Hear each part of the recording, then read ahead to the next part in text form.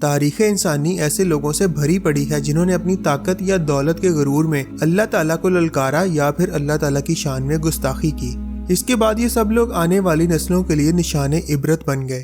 آج ہم انہی لوگوں میں سے 7 ایسے لوگوں کے بارے میں آپ کو بتائیں گے جنہوں نے اللہ تعالیٰ کو چیلنج کیا، اور یہ بھی بتائیں گے کہ پھر ان لوگوں کا انجام کیا ہوا۔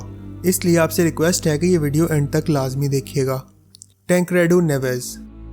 دوستو، یہ آدمی برازیل کا الیکٹڈ منسٹر تھا جو خدا اور اس کے وجود پر بالکل بھی یقین نہیں رکھتا تھا۔ برازیل کے شہر ریو ڈی جنیرو میں ایک مرتبہ بھرے مجمع میں اس آدمی نے اپنی سگار کا دھواں ہوا میں اڑاتے ہوئے کہا تھا، God this is for you, یعنی اے خدا یہ تیرے لیے ہے۔ دوستو، حیرت انگیز طور پر ٹینکریڈو نیویز کی موت کینسر کی وجہ سے ہوئی۔ الیکشن سے قبل ٹینکریڈو نے یہ دعویٰ کیا کہ وہ بھاری اکثریت سے الیکشن جیتے گا اور ملک کا صدر بنے گا، اور یہ کام کرنے سے اسے خدا بھی نہیں روک سکتا۔ دوستو، بلا شبہ ٹینکریڈو الیکشن جیت گیا، لیکن اپنی صدارتی ذمہ داریاں سنبھالنے سے صرف ایک رات پہلے یہ شخص بیمار ہو گیا اور 38 دن بیمار رہنے کے بعد مر گیا۔ یعنی اپنے غرور و تکبر کی وجہ سے اسے ایک دن بھی صدر کی کرسی پر بیٹھنا نصیب نہ ہو سکا۔ Stephen Hawking. اسٹیفن ہاکنگ کا شمار دور حاضر کے جینیس اور بڑے سائنسدانوں میں ہوتا ہے۔ اس نے بلیک ہولز اور کائنات کے دیگر اجزاؤں پر مختلف مقبول نظریات پیش کیے۔ تاہم دوستو، اسٹیفن ہاکنگ خدا کے بارے میں بات کرتے ہوئے انتہائی گستاخانہ لہجہ اختیار کرتا تھا۔ وہ کہتا تھا کہ خدا پریوں اور جنوں کی داستانوں کی طرح محض ایک کہانی ہے جس کا حقیقت میں کوئی وجود نہیں۔ نعوذ باللہ، یہ اپنی کتابوں میں بھی خدا کے وجود کو پوری طرح جھٹلایا کرتا تھا۔ اسٹیفن ہاکنگ کے نزدیک کائنات کسی خدا نے نہیں بنائی، بلکہ یہ ازل سے ہی اپنا وجود رکھتی ہے اور اپنی شکلیں تبدیل کرتی رہتی ہے۔ اسٹیفن ہاکنگ ایک رات کسی تقریب میں خدا کے وجود کو بڑے زور و شور سے جھٹلا کر واپس آیا، لیکن اگلے ہی دن یہ اپنے کمرے میں مردہ پایا گیا۔ دوستو، خدا کے وجود سے انکاری اس سائنسدان کی زندگی بھی کسی سانحے سے کم نہ تھی۔ یہ ایلین میسن نامی جس لڑکی سے محبت کرتا تھا اور جو اس کی بیوی بھی تھی، پوری زندگی اپنی معذوری کی وجہ سے اس کے ہاتھوں جسمانی تشدد کا نشانہ بنتا رہا۔ کبھی اس کے جسم پر زخموں کے نشان پائے جاتے تو کبھی ہونٹوں پر گہرے کٹ پائے جاتے۔ دوستو، آج خدا کی آواز دنیا و کائنات کی ہر شے میں دیکھی اور سنی جا سکتی ہے، تاہم اسٹیفن ہاکنگ کا دنیا میں کوئی وجود نہیں۔ نیکو ویلاگز۔ دوستو، یہ انڈیا کا ایک مشہور یوٹیوبر ہے جس نے اپنے ویورز کو یہ بتانے کی کوشش کی کہ قبر کوئی عذاب کی جگہ نہیں ہے۔ اگر انسان چاہے تو اسے سہولیات اور آسائش کی ایک جگہ بھی بنا سکتا ہے۔ نیکو ویلاگز نے اپنی اس بات کو ثابت کرنے کے لیے ایک بہت ہی عالی شان اور جدید سہولیات سے آراستہ قبر تیار کی، جس میں اے سی، پنکھے، میوزک سسٹم اور نہ جانے کون کون سے جدید آلات موجود تھے۔ نیکو یہاں اگلے 24 گھنٹے بہت ہی آسانی سے گزارنے والا تھا، وہ بھی اپنے دوست کے ہمراہ۔ نیکو نے باہر سے فوڈ آرڈر کیا جسے قبر میں موجود ایک پائپ سے اندر بھیجا جانا تھا۔ تاہم دوستو، کچھ ہی دیر بعد یہ علاقہ اچانک ایک طوفان اور موسلادھار بارش کی زد میں آ گیا۔ نیکو اور اس کا دوست، جو قبر کو ایک عذاب کی جگہ سمجھنے والوں کا مذاق اڑایا کرتے تھے، وہ خود ایک عذاب میں مبتلا ہو چکے تھے۔ قبر میں پانی بھرنے کے باعث یہاں موجود الیکٹریسٹی اور دیگر آلات ان کی جان کے لیے خطرہ بن چکے تھے۔ نیکو کے دوستوں نے بے حد مشکل سے انہیں باہر نکالا اور خراب طبیعت کے باعث فوراً ہاسپٹل لے گئے۔ دوستو، امید ہے کہ اب نیکو جان چکا ہوگا کہ قبر خوفناک عذاب کی جگہ ہے یا کوئی آرام دہ اور پر آسائش جگہ۔ Thomas Andrew.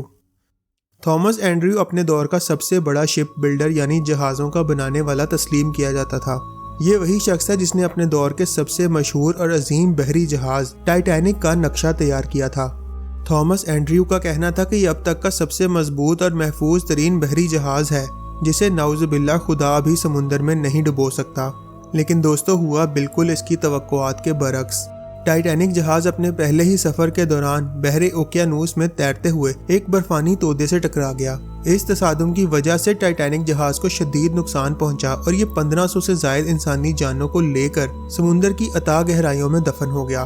بڑے بڑے بزنس مین، سیاستدان اور مشہور شخصیات بھی اس حادثے کا شکار بنے۔ خود تھامس اینڈریو بھی اپنے ہی بنائے ہوئے جہاز کے ساتھ سمندر میں غرق ہو گیا۔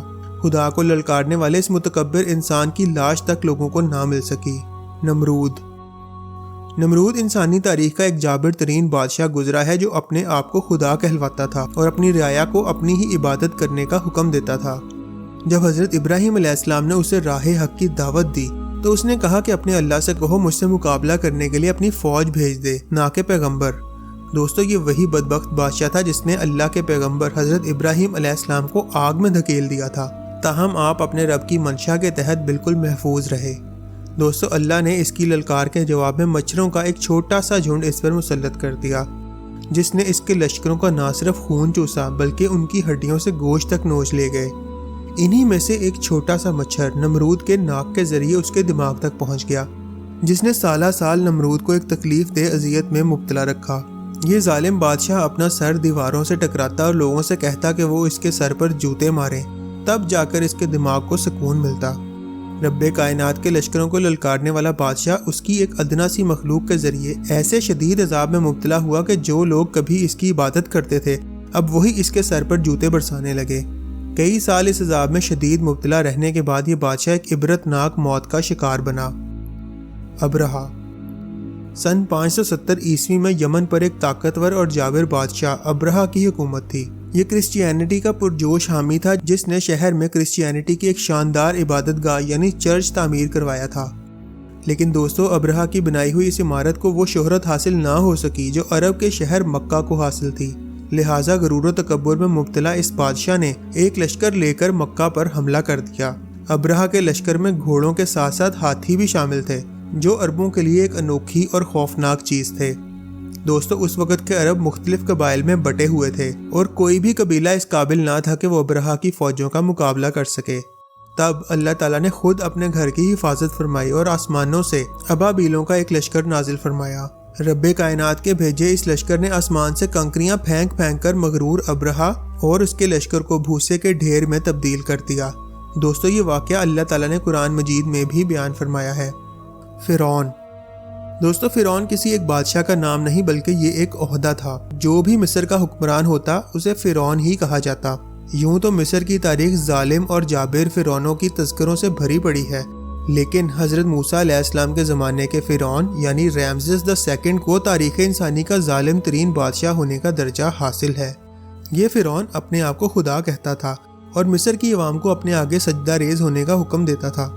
رب کائنات نے حضرت موسیٰ علیہ السلام کو اس کے پاس ہدایت کے لیے بھیجا۔ حضرت موسیٰ علیہ السلام نے اسے خدائے واحد پر ایمان لانے اور اپنے محکوم اور مظلوم انسانوں پر ظلم روکنے کی دعوت دی، لیکن یہ بدبخت فرعون باز نہ آیا۔ اس نے قوم بنی اسرائیل حضرت موسیٰ علیہ السلام کو قتل کرنے کے لیے ایک بڑے لشکر کے ساتھ پیش قدمی شروع کر دی۔ تب اللہ تعالیٰ نے قوم بنی اسرائیل کو دریائے نیل میں ایک راستہ بنا کر پار کروا دیا، لیکن جب یہ فرعون اپنے لشکر کے ساتھ اس راستے پر اترا تو اللہ تعالیٰ نے اسے اور اس کے لشکر کو پانی میں ڈبو کر ہلاک کر دیا۔ یوں تو فرعون ہزاروں سال قبل ہی جہنم رسید ہو چکا ہے، تاہم اس کی لاش آج بھی ظالموں اور سرکشوں کے لیے عبرت کا ایک سامان بنی ہوئی ہے۔ ناظرین اللہ تعالیٰ کو للکارنے والوں میں ایک شخص شداد بھی تھا جس کا تعلق قوم عاد سے تھا۔ اس شخص نے نہ صرف اللہ تعالیٰ کو للکارا بلکہ اس نے اللہ تعالیٰ کے مقابلے پر جنت بنانے کی کوشش بھی کی۔ قوم عاد، شداد اور اس کی جنت کا کیا انجام ہوا یہ جاننے کے لیے نیکسٹ ویڈیو کو لازمی دیکھیے گا۔ آپ سے انشاءاللہ دوبارہ ملاقات ہوگی۔ اللہ حافظ۔